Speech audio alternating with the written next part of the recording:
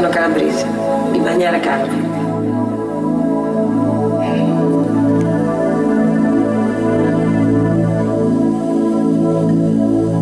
Sono andata a Milano in treno e ho cercato così di avere un provino da una casa discografica.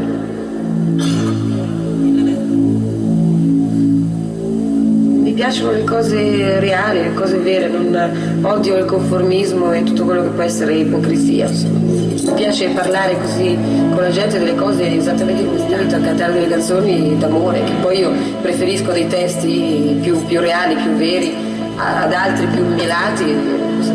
Si parlava dell'amore così, si parlava di sesso, si parlava della famiglia, di mio padre, delle mie crisi religiose, cioè tanti a me non mi interessa fare della politica, femminismo, cose, l'uomo eccetera nelle mie canzoni, io voglio cantare e basta, cioè io darei una veste più semplice alle mie canzoni.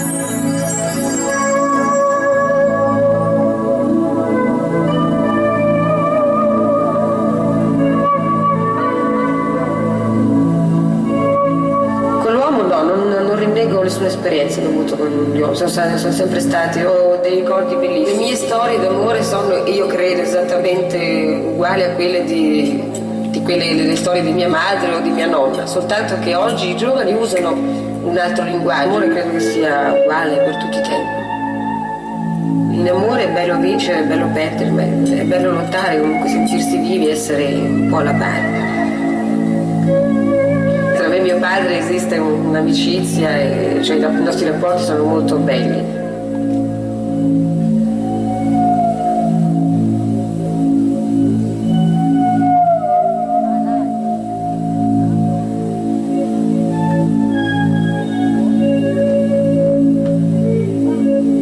Penso di avvertire molto più adesso la mancanza di mio padre anziché allora. Allora ero troppo piccola e non mi rendevo conto di tante cose.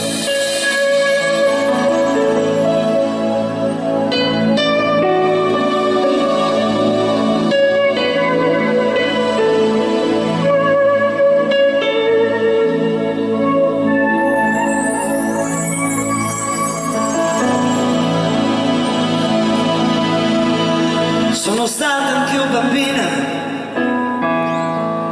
di mio padre innamorata, per lui sbaglio sempre solo, la sua figlia sgangherata. Io ho provato a conquistarlo e non ci sono mai riuscita.